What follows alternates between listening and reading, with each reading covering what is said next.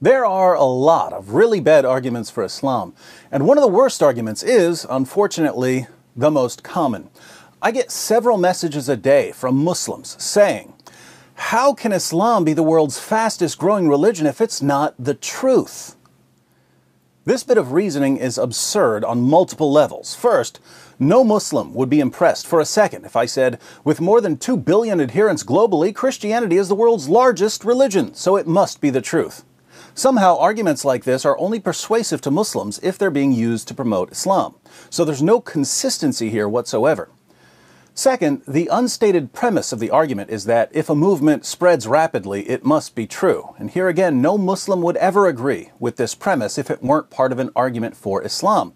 Communism was one of the fastest spreading movements in history. No Muslim would accept this as proof that communism is true. Third, you should only appeal to Islam's rapid growth as evidence for Islam if the reasons for Islam's rapid growth have something to do with Islam being true. So the question we should be asking is, why is Islam spreading rapidly? And many of the Muslims who use this argument seem to think that Islam is spreading because so many people are converting to it. Absolute nonsense. People do convert to Islam, but this has very little to do with the spread of Islam. So why is Islam the world's fastest growing religion? The Pew Research report on the rapid growth of Islam explains, the main reasons for Islam's growth ultimately involve simple demographics. To begin with, Muslims have more children than members of the 7 other major religious groups analyzed in the study. The primary reason Islam is growing so rapidly is high birth rates.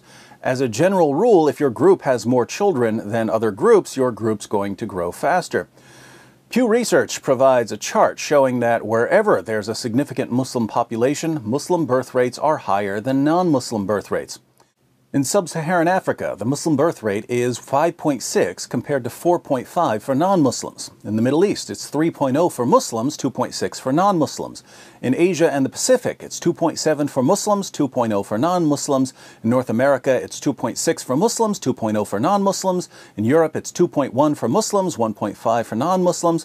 Globally, the birth rate for Muslims is 3.1 compared to 2.3 for non-Muslims. This leads to a further question. Why do Muslims have more children than non-Muslims in Europe, America, Asia, the Middle East, and Africa?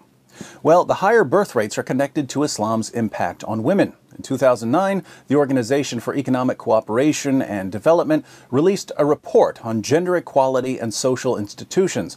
They rated countries around the world based on the opportunities women have for education or employment, laws to protect women from physical violence, the percentage of women who are married and or divorced by age 16, and so on. And they found that 11 of the 12 countries with the highest levels of discrimination against women were Muslim-majority countries. A similar study in 2014 conducted by the World Economic Forum using their own criteria concluded that 19 of the 20 worst countries in the world in terms of the gender gap between men and women were Muslim-majority countries.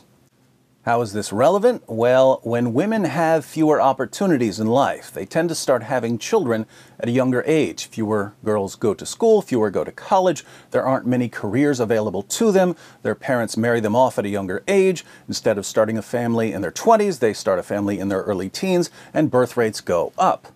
So Muslims are simply having more babies than non-Muslims, and this is because Islam radically reduces opportunities for women. But there's more to the story. Pew Research notes that apostasy, leaving one's religion, isn't as common among Muslims as it is among non-Muslims. The report says, meanwhile, religious switching, which is expected to hinder the growth of some other religious groups, is not expected to have a negative net impact on Muslims. Why are Muslims less inclined to switch religions? Here our Muslim friends will say, because there's so much evidence for Islam. Wrong. Most Muslims can't give you anything remotely resembling a good argument for Islam, so evidence has little to do with this. The real reason Muslims are less inclined to leave Islam has to do with the kinds of psychological pressures Islam places on Muslims throughout their lives.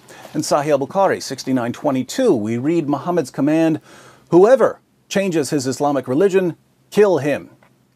In many Muslim countries, people who leave Islam face death, imprisonment, or at the very least persecution. Even in the West, where apostates are protected by law, Muslims often understand that if they leave Islam, they'll be shunned by their families. Islam also discourages critical thinking about Muhammad. Surah 4, verse 65 of the Quran, for instance, Allah declares, "But know, by your Lord, they can have no faith until they make you, O Muhammad, judge in all disputes between them, and find in themselves no resistance against your decisions, and accept them with full submission." If you find in yourself any resistance against Muhammad's decisions, the Quran says you're not a real Muslim.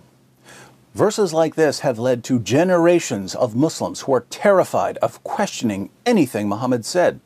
And the result of the suppression of critical thought is that many Muslims regard any argument for Islam, even an argument like Islam is growing so fast it must be true, as entirely persuasive.